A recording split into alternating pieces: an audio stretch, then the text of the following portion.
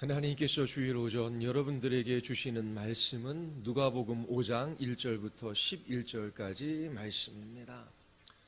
누가복음 5장 1절부터 11절까지 말씀입니다.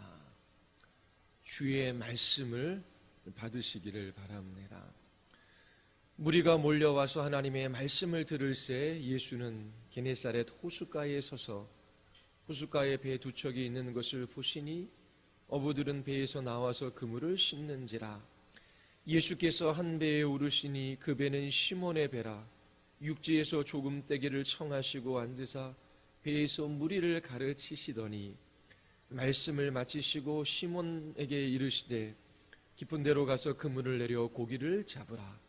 시몬이 대답하여 이르되 선생님, 우리들이 밤이 새도록 수고하였으되 잡은 것이 없지만은 말씀에 의지하여 내가 그물을 내리리이다 하고, 그렇게 하니 고기를 잡은 것이 심이 많아 그물이 찢어지는지라.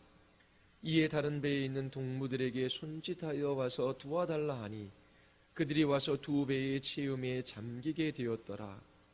시몬 베드로가 이를 보고 예수의 무릎 아래 엎드려 이르되 주여, 나를 떠나소서, 나는 죄인이로소이다 하니, 이는 자기 및 자기와 함께 있는 모든 사람이 고기 잡힌 것으로 말미암아 놀라고 세베대의 아들로서 시몬의 동업자인 야고보와 요한도 놀랐음이라. 예수께서 시몬에게 이르시되 무서워하지 말라. 이제후로는 내가 사람을 취하리라 하시니 그들이 배들을 육지에 대고 모든 것을 버려두고 예수를 따르니라. 아멘. 기도하시겠습니다. 거룩하시고 자비로우신 하나님, 주의 은혜의 손길을 사모하며 기다리는 자들을 멸시치 아니하시며 그 은혜의 손으로 붙들어 주시고 인도하시는 하나님을 찬양합니다. 오늘도 주의 말씀 앞에 서서 그 말씀을 따라 복된 그리스도인의 삶을 살기를 원하는 주의 백성들을 기억하여 주셔서 찾아와 주시옵소서. 저희들을 만나 주시고 우리를 부르신 그 모든 삶의 자리 속에서, 부르신 그 자리 속에서 주의 말씀에 순종하며 주님과 동행하는 복된 그리스도인의 삶을 살아가게 하여 주시옵소서. 참으로 미천하고 연약한 인생에 불과합니다. 날마다 주님께 소망을 두게 하여 주시고 그 말씀의 능력을 경험하게 하여 주시옵소서. 오늘도 주님께서 우리에게 말씀으로 찾아와 주시기를 간절히 원하오며 예수 그리스도의 이름으로 기도드리옵나이다. 아멘. 안드레와 요한과 베드로는 예수님께서 부르시기 전 먼저 예수님을 따라 나섰습니다. 그러나 그들이 생각한 메시아가 아니었기에 그들은 생업으로 다시 돌아왔습니다. 예수님께서 이들을 다시 부르십니다. 재차 부르시고 계시지요. 적어도 예수님은 제자들을 2번 이상 부르셨습니다. 그들이 제자로서의 이 사명을 잘 감당할 사람이기에, 그것을 아셨기에 주님께서 이들을 부르시는 것이 아닙니다. 예수님께서 부르신 그 제자들은 우리와 같은 연약한 인생에 불과합니다. 이처럼 제자들은 모든 것을 버리고 예수님을 따라 나섰지만 이 땅에 오셔서 메시아 사역을 감당하시는 예수님에 관하여 잘 알지 못했습니다. 그러나 예수님은 한 번 부른 그들을 결코 포기하지 않으십니다. 그들이 실패한 자리, 그들이 넘어진 자리에 다시 찾아오셔서 그들을 제자로 빚어 가십니다. 예수님께서 이렇게 하시는 데에는 분명한 목적이 있으십니다. 그들로 하여금 사람을 낚는 어부되게 하시는 것입니다. 예수님께서 이처럼 연약한 인생들을 사용하셔서 오늘도 하나님의 백성들을 부르고 계십니다. 말씀으로 천지를 창조하신 분이십니다. 그럼에도 불구하고 연약한 인생들을 사용하셔서 영혼들을 부르셔요. 우리로 하여금 영광스러운 주님의 일에 동참하게 하실 뿐만 아니라 하나님의 크신 능력을, 영광을 나타내기 위해서입니다. 우리는 연약한 인생에 불과해요. 우리의 말의 지혜로 우리는 한 사람도 구원할 수 없습니다. 순종하기를 더디하는 인생에 불과하지요. 그러한 연약한 인생들을 당신의 오른손으로 붙들어 주셔서 어두운 땅에 빛이 흘러들어가게 하십니다. 질그릇과 같은 인생의 참된 보아이신 예수 그리스도, 그분을 소유하고 있음을, 우리는 연약하지만 그분은 권세 있고 능력 있는 분이심을 나타내게 하심으로 주님께서 당신의 영광을 취하십니다. 여러분들도 주님의 부르심을 받으셨습니까? 그렇다면 결코 주님께서 여러분들을 포기하지 않으십니다. 사명을 감당할 수 있는 제자로 빚어가셔요. 여러분들의 모든 것을 사용하셔서 주님께서 오늘도 그리스도의 형상으로 빚어가시고 예수 그리스도의 증인들로 나타나게 하십니다. 여러분들은 실패하지만 주님은 결코 실패하지 않으십니다. 우리의 실패, 우리의 죄, 우리의 연약까지 사용하셔서 주님의 능력이 얼마나 크고 위대하며 그 은혜가 얼마나 높고 깊은지 주님께서 반드시 나타내십니다. 그렇게 주님께서 여러분들을 빚으셔서 예수 그리스도를 가장 사랑하고 그분을 존귀히 여기며 그분을 기뻐하며 예수 그리스도 한 분 증거하는 사람들로 만들어 가십니다. 예수님께서 하나님의 말씀으로 사람들을 가르치십니다. 그리고 분명한 행동으로 사람들에게 나타내고자 하시는 것이 있으셔요. 오늘 본문은 예수님께서 게네사렛 호숫가에서 제자들을 부르시는 장면입니다. 부르실 때 예수님께서 하시는 행동 하나하나 의미 없는 행동이 아닙니다. 분명한 목적이 있고 그리고 교훈이 있습니다. 예수님은 베드로에게 깊은 데로 가서 그물을 내려 고기를 잡으라 말씀하시지요. 베드로는 예수님의 말씀을 따라 그물을 던집니다. 그때 생각할 수 없었던, 한 번도 경험하지 못했던 놀라운 일들을 보게 됩니다. 그물이 찢어지고 배가 가라앉을 정도로 수많은 물고기를 잡은 것이지요. 예수님의 말씀을 의지하여 이처럼 수많은 물고기를 잡은 사건은 앞으로 예수님께서 베드로와 제자들을 통하여 수많은 사람들을 하나님의 나라의 백성으로 불러들이는 비유로 사용되어지고 있습니다. 예수님은 단지 말씀만 하신 것이 아니에요. 그분의 행동으로 중요한 것을 보여주고 계십니다.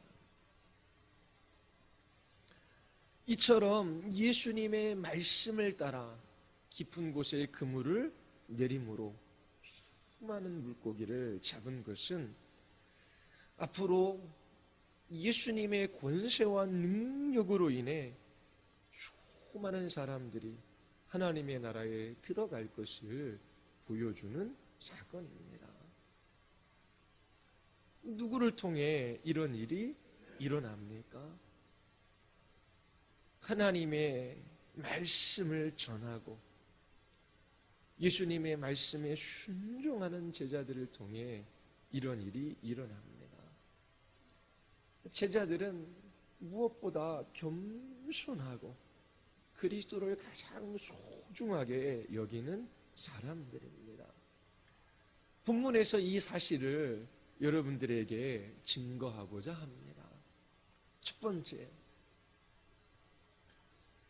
예수님의 권세와 크신 능력으로 수많은 사람들은 하나님 나라에 들어가게 됩니다. 구원받는 것은 우리에게 속한 것이 아니라 주님에게 속한 일이에요. 주님의 권세와 능력으로 죄의 자리에서 돌이켜 예수 그리스도를 믿게 되는 것입니다.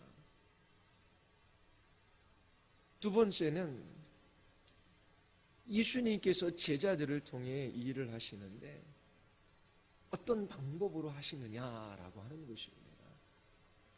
하나님의 말씀을 가르치는 방식으로 이 일을 하십니다.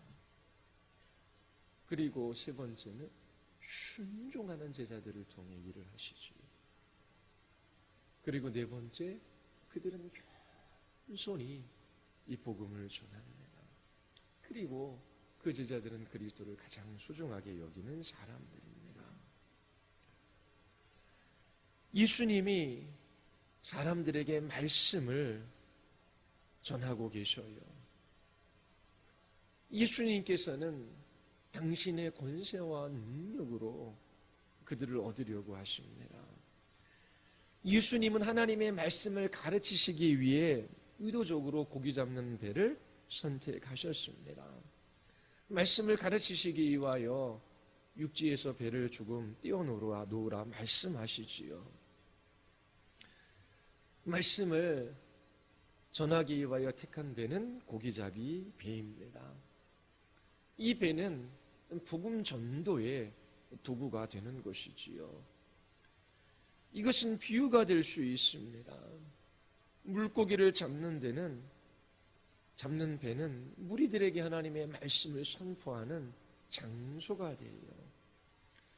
예수님께서 이처럼 사람들을 취하기 위하여 말씀을 가르치십니다. 그리고 베드로에게 깊은 데로 나아가 그물을 내려 고기를 잡으라 말씀하셔요. 시몬이 대답합니다. 선생님, 우리가 밤새도록 애를 썼으나 아무것도 잡지 못했습니다. 그러나 선생님의 말씀을 따라 그물을 내리겠습니다. 예수님과 시몬의 대화 속에서 예수님의 권위가 능력이 강조되고 있습니다. 이 능력과 권위를 곧 많은 사람들은 보게 될 것입니다. 베드로는 예수님의 말씀에 100% 온전히 순종한 것이 아닙니다. 절반의 순종이었지요. 밤새도록 수고했지만 자신들의 수고는 아무런 소용이 없었습니다. 그들은 오래도록 갈릴리 바다에서 고기를 잡아왔던 사람들이었어요. 물고기를 잡는 데에 있어서는 목수이신 예수님보다 그들이 더 잘 알고 있었지요. 그렇지만 권세 있는 주님께서 말씀하시기에 반신반의하며 그물을 깊은 곳에 내렸습니다. 그때 고기를 잡은 것이 힘이 많아 그물이 찢어질 정도가 된 것이지요. 다른 배에서 동무들을 손짓하여 부르며 도와달라 요청합니다. 그때 배가 가라앉을 정도로 많은 고기가 잡힌 것을 보게 됩니다. 베드로는 밤새 수고했지만 얻은 것이 없었어요. 바로 그 소망 없는 곳에 예전에 한 번도 경험하지 못했던 놀라운 일을 경험합니다. 이것은 능력 있고 권위 있는 예수님의 말씀에 따라 되어진 일입니다. 공기를 잡은 것이 심히 많았어요. 여기서 많다라고 하는 이 단어는 문자적으로 다수, 군중을 나타냅니다. 사도행전에서 12번 이상 수많은 사람들을 표현할 때에 이 단어가 사용되어져요. 예수님께서 제자들을 부르시며 이제후로는 사람을 취하리라 말씀하셔요. 이 수많은 물고기에 대한 해석을 비유적으로 말씀해 주시는 것이지요. 베드로는 예수님의 권세와 능력으로 수많은 사람들을 취하게 될 것입니다. 베드로뿐만 아니라 부름받은 제자들에 의하여 이 일은 일어날 거예요. 사도행전과 교회 시대에 일어날 일들을 가리키고 있습니다. 사도행전 5장 14절에 보면 믿고 주께로 나오는 자가 더 많으니, 이 많다라고 하는 단어가 많은 물고기를 잡았다라고 할 때 쓰인 단어하고 같은 단어입니다. 사도행전 14장 1절에 보면 유다와 헬라의 허다한 무리가 믿더라. 여기에서도 허다한 이 많다라고 하는 단어는 동일한 단어입니다. 베드로는 절반의 순종이었지만 권세 있는 주님의 말씀에 순종함으로 많은 물고기를 잡았어요. 마찬가지로 예수님의 권세와 큰 능력으로 말미암아 많은 사람들을 취할 수 있습니다. 사람들을 취하는 것은 그들에게 참된 안식과 기쁨과 영생을 주기 위함이지요. 오늘의 본문의 요점은 분명합니다. 첫 번째, 제자들은 예수님의 능력과 권세로 수많은 사람들을 취하게 될 것을 이 본문이 말하고 있습니다. 이것은 그들의 구원을 위해서이지요. 죄와 사망과 사단의 권세 아래 종노를 하는 그들에게 자유를 주기 위함입니다. 이 일은 예수님을 따르는 제자들에 의해 일어날 것을 본문이 말하고 있습니다. 누가복음 5장 10절, 내가 사람을 취하리라. 이것이 본문의 요점입니다. 야고보와 요한과 베드로는 어부였어요. 예수님께서 그들을 도와 수많은 물고기를 잡게 하신 것처럼 이제 그들은 사람을 낚는 어부가 될 것입니다. 이 일은, 사람을 취하는 이 일은 그들의 능력과 지혜와 힘으로 되는 것이 아니라 예수님의 권세와 능력으로 되어지는 일입니다. 제자들을 통하여 하나님 나라의 복음이 선포되어질 때에 이 복음을 들은 사람들은 주님의 능력에 의하여 죄로부터 돌이켜 그리스도께로 나아가게 됩니다. 예수님께서는 오늘도 동일한 일을 제자들을 통해 하십니다. 부름받은 하나님의 백성들을 통하여 하나님 나라의 복음이 선포되어지게 하시고 그 복음이 선포되어지는 곳에 주님의 크신 능력이 나타나 영혼들이 돌이켜 주께로 돌아오는 일이 있는 것입니다. 예수님은 하늘과 땅에 있는 모든 권세를 내게 주셨다라고 마태복음에서 말씀하셨어요. 그러므로 너희는 가서 제자 삼으라 말씀하시지요. 사람을 취하는데 예수님의 능력과 권세가 결정적입니다. 그리스도를 따르는 제자들은 주님의 손에 붙들린 도구에 불과합니다. 베드로가 예수님의 말씀을 따라 깊은 곳에 그물을 내려 수많은 물고기를 잡은 것은 실제로 있었던 일입니다. 또한 이 사건은 비유적으로 사람을 낚는 어부에 관하여 우리에게 말해주는 것이 있습니다. 이처럼 본문은 예수님의 권세와 능력으로 사람들이 하나님 나라 백성이 될 것을 말씀하고 있으셔요. 그리고 그 일은 제자들을 통해서 이루어지는 일이지요. 자, 우리가 사람을 낚는 어부가 되기 위하여 무엇을 해야 할까요? 무엇을 위해 기도하고 어떠한 노력을 해야 할까요? 본문은 4가지로 답하고 있습니다. 예수님의 제자들은 그분의 능력과 권세로 많은 사람들을 취해 영원한 하나님 나라의 복을 가져다 줄 수 있습니다. 이러한 예수님의 제자의 첫 번째 표, 사람을 낚는 어부의 첫 번째 표는 하나님의 말씀을 가르치는 것입니다. 제자들은 하나님의 말씀을 가르치는 사람입니다. 1절과 3절에서 우리는 찾아볼 수 있습니다. 누가복음 5장 1절에 보면 무리가 몰려와서 하나님의 말씀을 들을세라고 기록하고 있습니다. 예수님은 게네사렛 호숫가에서 하나님의 말씀을 전하고 계십니다. 호숫가에 있던 어부들도 예수님이 전하시는 이 말씀을 들었을 거예요. 감히 유추해 보면 아마도 이 말씀은 베드로를 비롯한 수많은 사람들에게 던지는 미끼였을 것입니다. 미끼에 물고기가 끌려오듯이 예수님이 전해주는 이 말씀에 많은 사람들의 마음이 끌렸을 것입니다.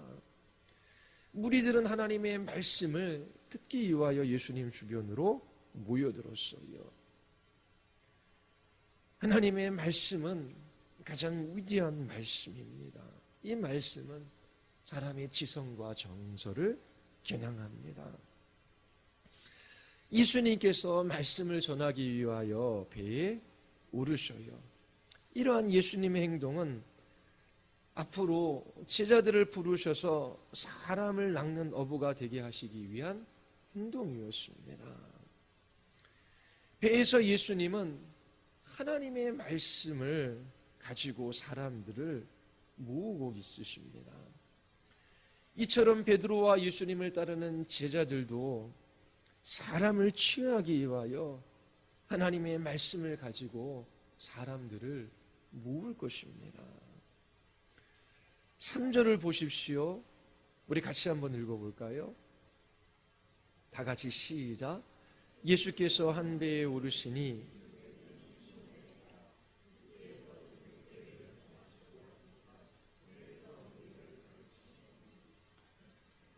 예수님께서 배에서 무리들을 가르치셨습니다.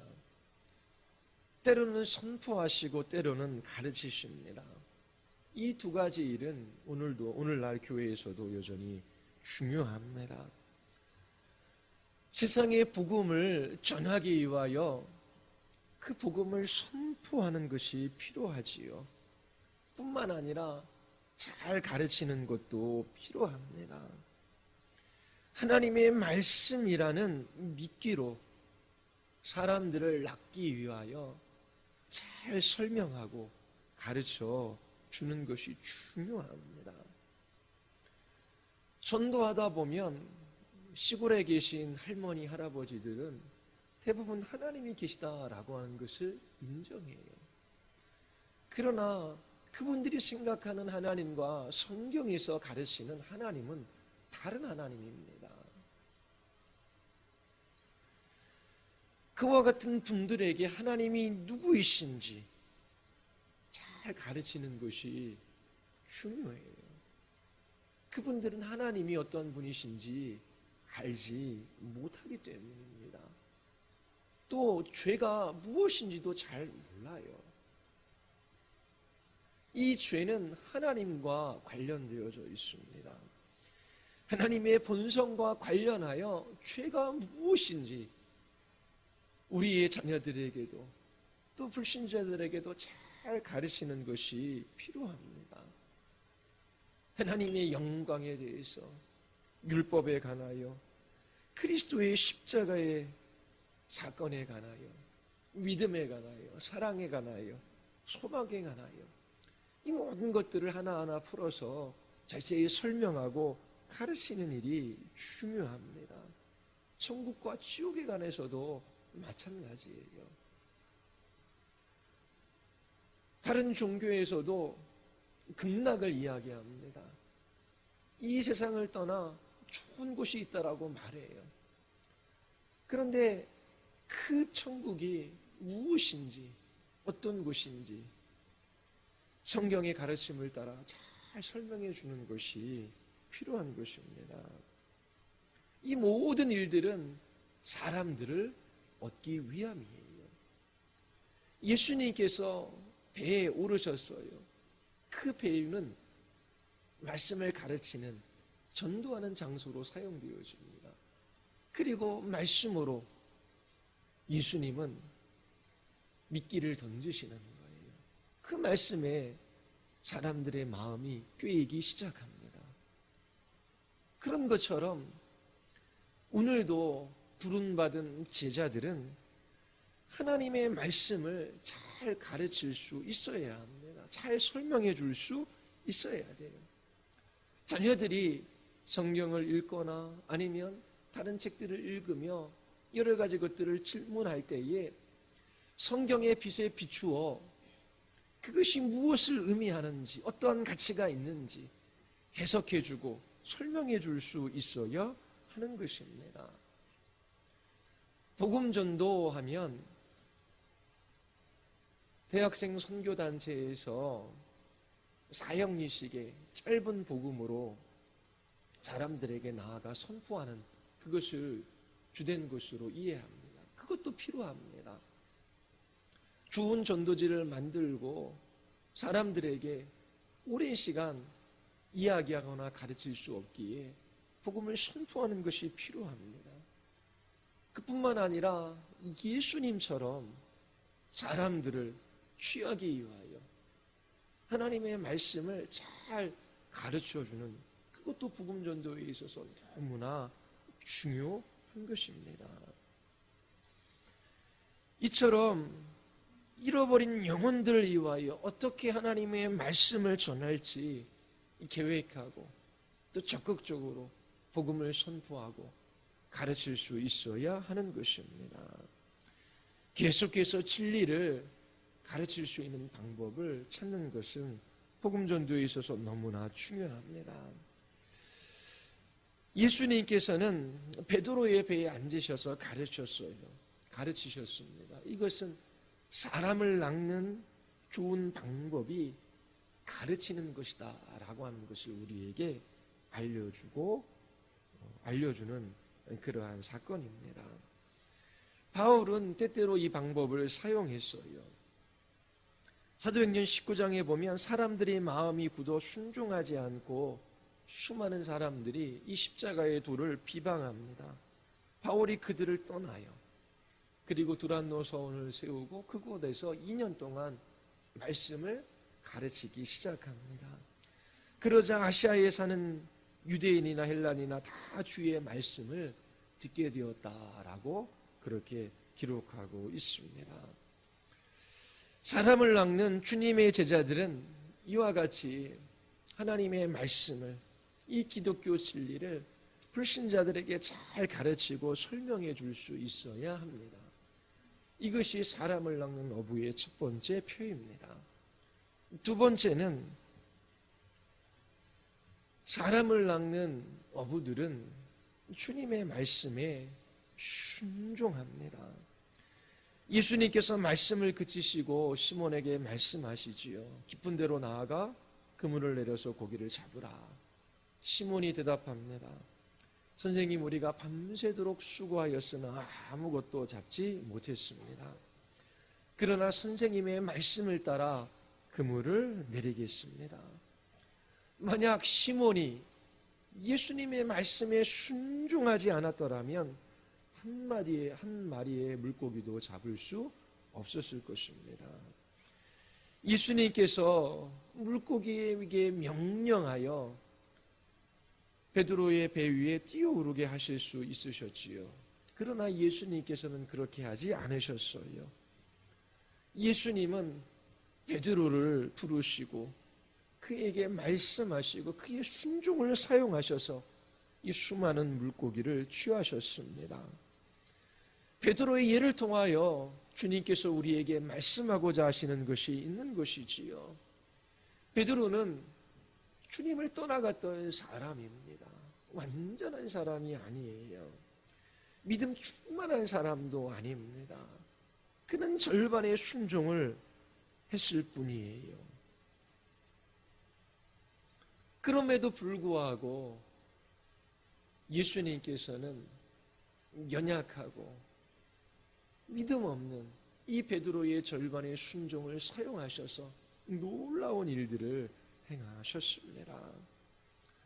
오늘날 여러분들 복음을 전하는 사람들을 교회에서 찾아볼 수 있습니까?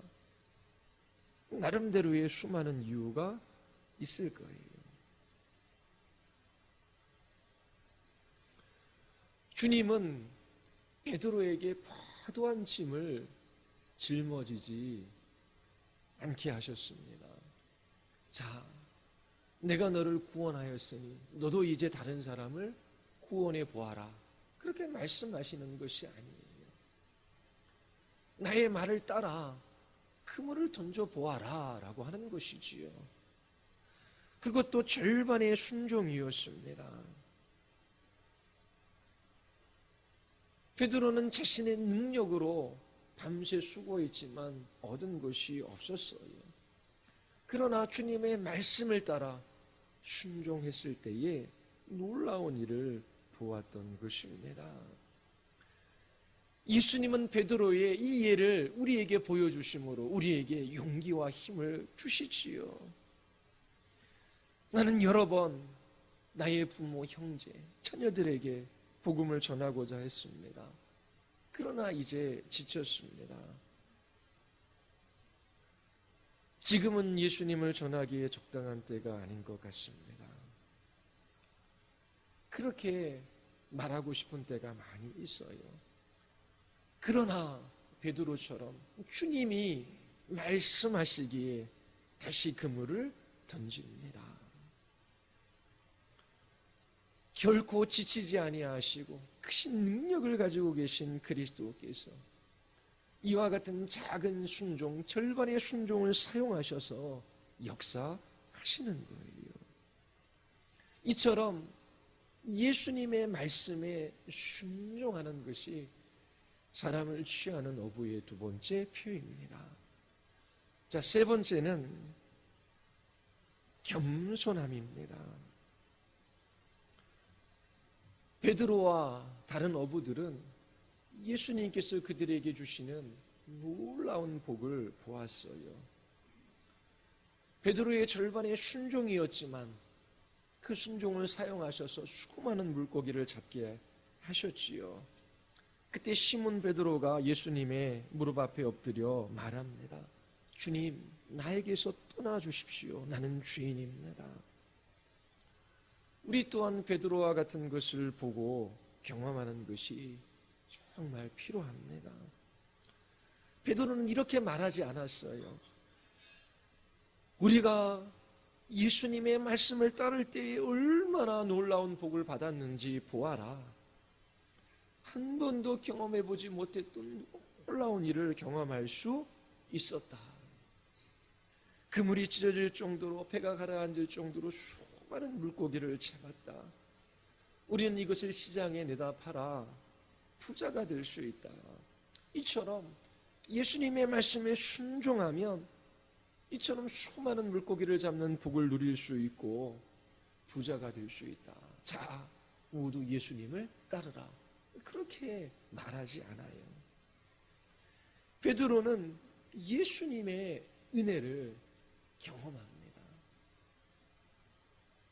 예수님을 버려두고 생업의 현장으로 다시금 돌아왔던 그들을 재차 찾아오셔서 부르시는 주님을 배우지요. 그리고 절반의 순종이라도 사용하셔서 놀라운 일을 행하시는 주님의 권세와 능력을 경험했습니다. 그때 이 베드로는 주님의 은혜 앞에 자신의 무가치함을 깨닫게 된 것이지요. 주님, 나에게서 떠나십시오. 나는 죄인입니다. 라고 말합니다. 여기에 복음전도의 출발점이 있습니다. 거만한 그 자세의 증인은 이 은혜의 복음에 합당하지 않은 사람들이에요. 이러한 자세는 우리가 가지고 있는 이 은혜를 가치 없게 만드는 것이지요. 참된 기독교의 사랑은 깨트려지고 상한 마음에서 나옵니다. 성도들은 자신이 가치 없는 존재임을 알아요. 왜냐하면 자기 자신이 죄인임을 철저하게 알았기 때문입니다. 그래서 그 죄로 인하여 마음이 상하고 주님 앞에 겸손할 수밖에 없는 것이지요. 다른 사람들 앞에서도 마찬가지입니다. 내가 주님 앞에 무엇인가 잘한 것이 있어서 주의 제자로 부름받은 것이 아니에요.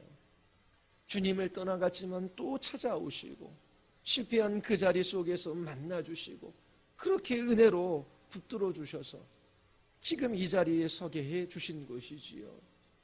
그래서 나의 나된 것은 주의 은혜입니다. 자기 자신은 여전히 죄인이에요. 그래서 마음이 깨어지는 것입니다.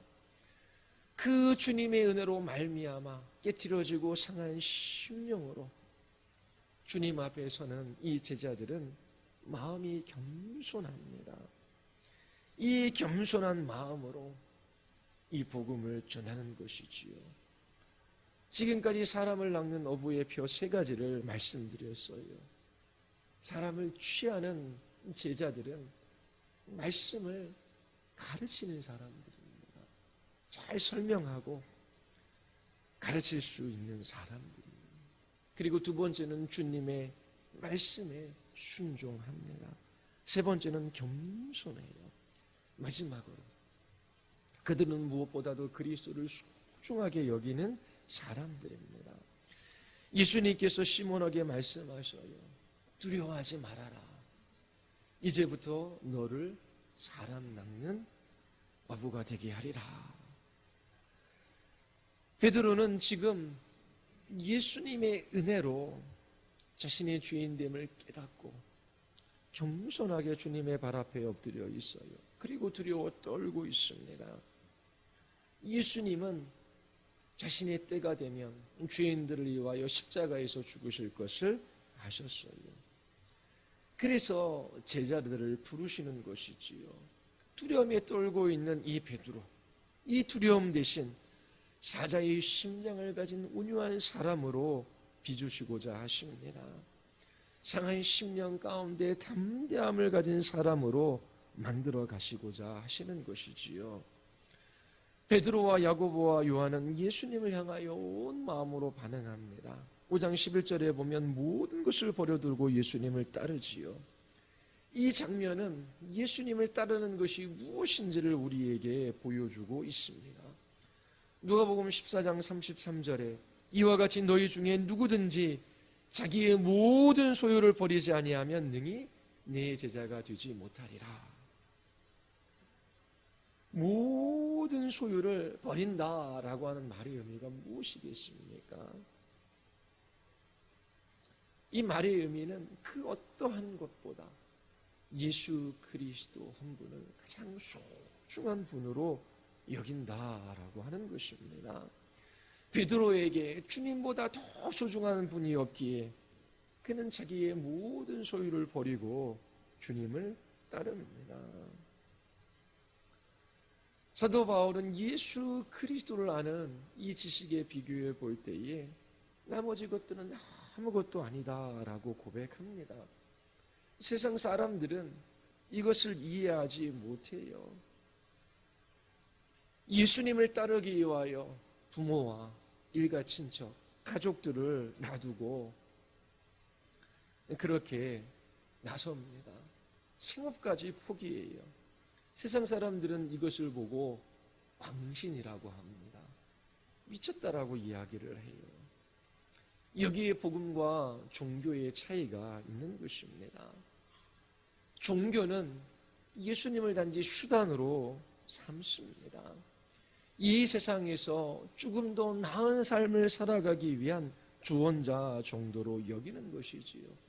그리고 예수님은 천국행 티켓에 불과합니다. 자신들이 열심히 종교적인 활동을 하면 그 활동을 대가로 하나님께로부터 뭔가 좋은 것을 얻어보려고 하는 것이 그들의 종교생활의 전부입니다. 그러나 복음을 아는 사람들은 그렇지 않아요. 예수님 자신이 목적이 됩니다. 예수님을 알고 그분을 사랑하고 그분과 교제하며 그분을 높이는 것이 자기 자신의 삶에 있어서 최고의 복이며 자기 자신의 삶에 있어서 가장 가치 있는 일이라는 것을 알아요.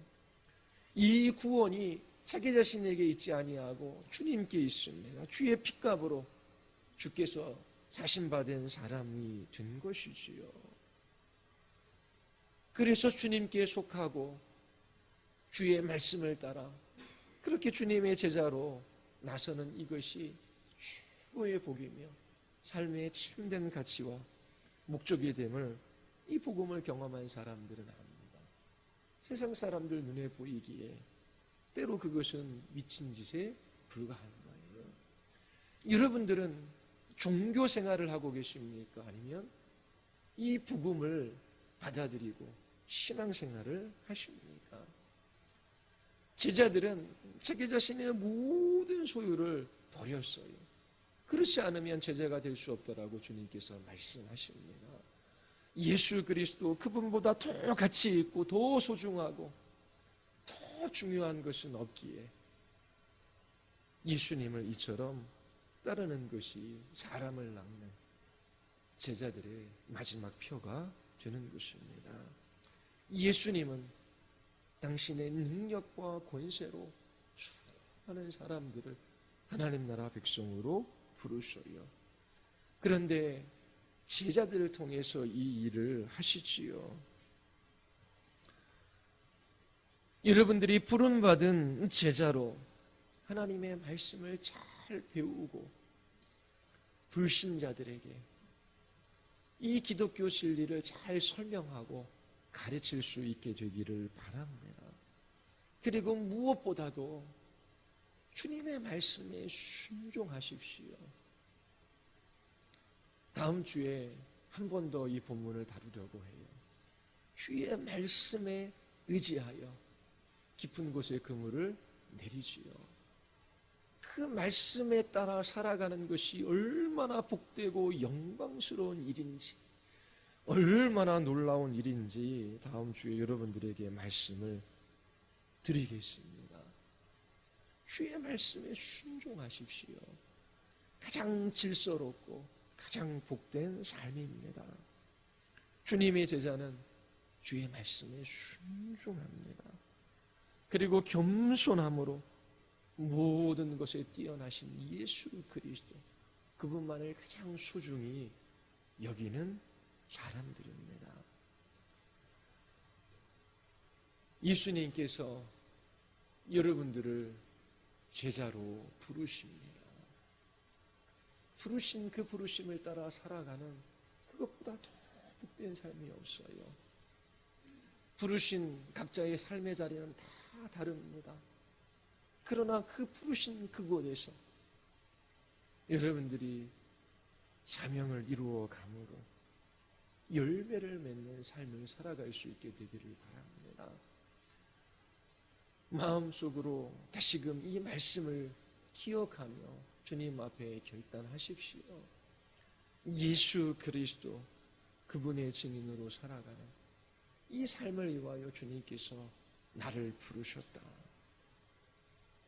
직장이나 가정이나 부르신 그 모든 곳에서 주의 능력과 권세에 의지하여 순종하고 또 주의 말씀을 가르치고 겸손히 행함으로 여러분들이 사람을 취하는 주님의 제자의 삶을 살아갈 수 있게 되기를 바랍니다.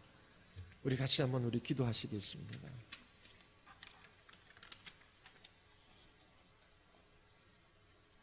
우리 이 시간 기도할 때에 주님, 우리의 눈을 열어 잠시뿐인 이 세상에 참된 실체들을 보게 하여 주시고, 또 우리를 부르셔서 이 세상으로 보내신 주의 목적이 무엇인지를 깨달아 알게 하심으로 저희들이 하나님의 나라를 준비하게 하여 주시옵소서. 참으로 연약한 인생이지만 우리를 빚으셔서 주님이 이 땅에 계셨으면 하셨을 그 사명을 교회가 감당하게 하여 주시옵소서. 우리로 하여금 주의 제자 되게 하셨사오니 하나님, 이 사명 감당할 수 있도록 주께서 붙들어 주시고 인도해 주시기를 위하여, 또 돌아오지 않는 잃어버린 영혼들